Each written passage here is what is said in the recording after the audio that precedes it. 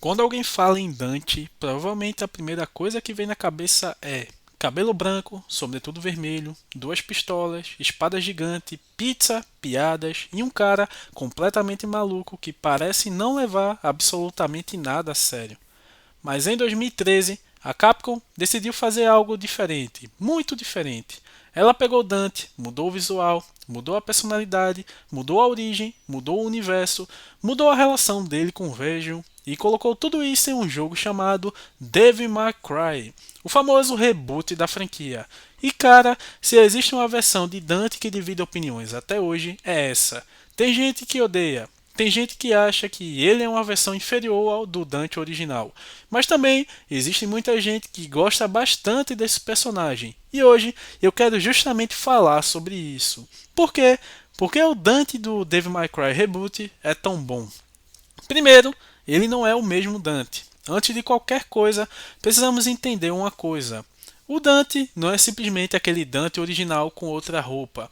Ele é uma releitura. É um universo alternativo, uma nova interpretação do personagem, e isso muda completamente a forma como devemos analisar ele.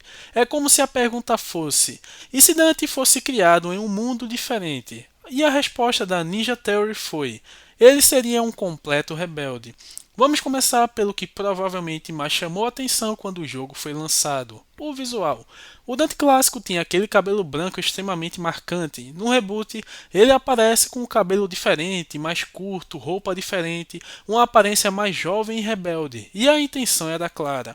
A ideia era afastar o personagem daquela estética exageradamente japonesa do original e trazer uma identidade mais próxima do estilo ocidental que a Ninja Theory estava buscando. E funcionou. Isso é discutível, mas uma coisa não dá para negar: esse Dante tem identidade própria. Você olha para ele e sabe que está diante de uma versão diferente do personagem. O Dante começa a história muito mais imaturo. Ele não é o caçador de demônios experiente que conhecemos. Ele é um jovem que vive sozinho, não sabe exatamente quem é, não conhece completamente sua própria origem e passa boa parte da vida simplesmente vivendo. Só que tem uma diferença. Ele vive como se não se importasse com absolutamente nada: bebida, festas, mulheres, brigas, problemas e uma quantidade absurda de demônios tentando matá-lo. Basicamente, a vida dele é uma bagunça. Mas existe uma razão para isso, e aqui é uma das partes interessantes porque o Dante do reboot não começa como herói. Ele começa como alguém perdido. Ele não sabe qual é o seu lugar no mundo. E isso faz sentido porque ele foi criado sem conhecer sua verdadeira origem. Dante não sabe que é filho de Esparda, não sabe completamente o que aconteceu com sua família, não entende por que os demônios estão atrás dele, então ele vive como pode. E isso cria um personagem que precisa descobrir a própria identidade durante a história.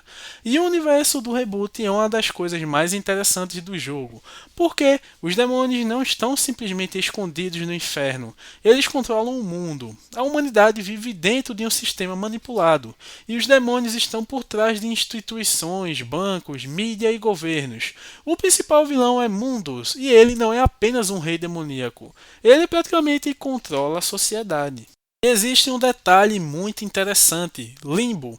A cidade possui uma dimensão paralela onde os demônios conseguem manipular a realidade.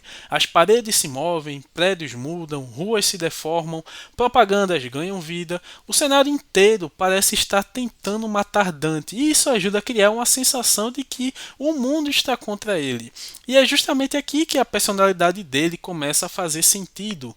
Dante não confia nas autoridades, não gosta de regras, não respeita mundos, não aceita que alguém diga como ele deve viver. Ele é um rebelde.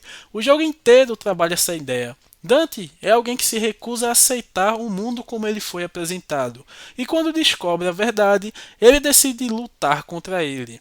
Uma das personagens mais importantes do reboot é Kate, e ela é fundamental para a história, porque consegue enxergar um mundo de limbo. Ela é uma espécie de médium, e é ela quem ajuda Dante a entender que existe algo muito maior acontecendo. No começo, Dante não confia completamente nela, mas aos poucos, os dois criam uma relação de amizade. E Kate acaba sendo uma das pessoas mais importantes na transformação dele. E isso é importante porque ela não é apenas a donzela em perigo, né?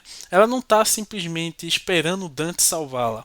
Ela participa diretamente da resistência. Ela conhece Limbo, consegue ajudar Dante a navegar pelo mundo e possui uma relação muito mais direta com a organização que está tentando derrubar mundos.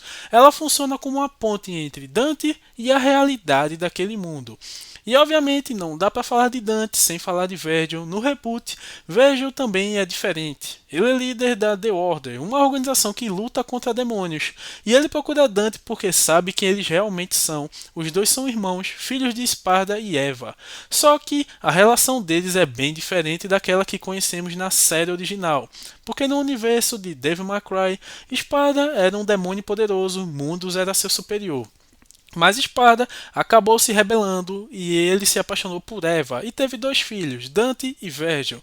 Só que Mundus não aceitou essa traição e perseguiu a família. Eva acabou morta, Esparda foi punido e os irmãos foram separados. Dante acabou crescendo sem saber toda a verdade. E novamente, Dante e Virgil representam duas formas diferentes de enxergar o mundo. Dante quer liberdade e Virgil quer controle.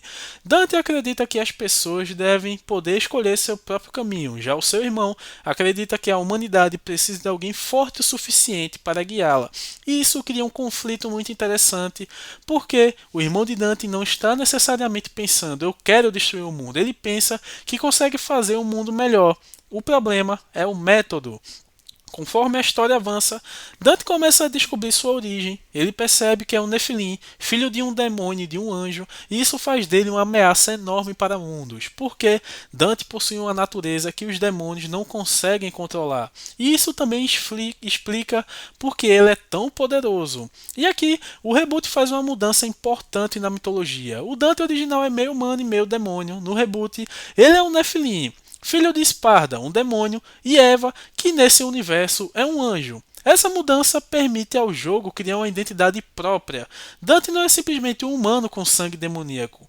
Ele é uma mistura de duas forças completamente diferentes, e isso combina muito bem com o tema principal do personagem: liberdade contra controle. E Dante não quer ser um herói. E essa é uma das características mais interessantes, porque Dante, querendo ou não, tem aquela jornada do herói.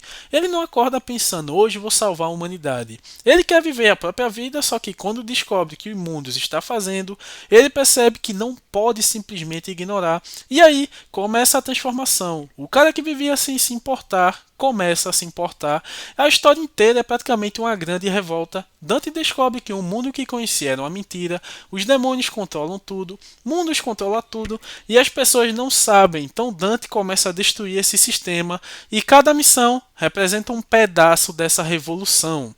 E isso combina muito com a personalidade dele, porque Dante é rebelde, o mundo é controlado, então o conflito não é apenas Dante contra demônios, é Dante contra um sistema inteiro.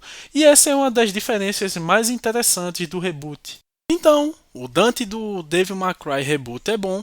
Eu afirmo que sim, mas talvez a pergunta mais justa seja: ele é um bom Dante? E aí, a resposta depende do que você espera. Se você espera o Dante clássico, provavelmente vai estranhar, porque esse Dante não é aquele cara que já chega fazendo piada com cabelo branco e um sorriso na cara. Esse Dante é mais jovem, mais rebelde, mais agressivo, mais perdido, e justamente por isso ele possui espaço para crescer.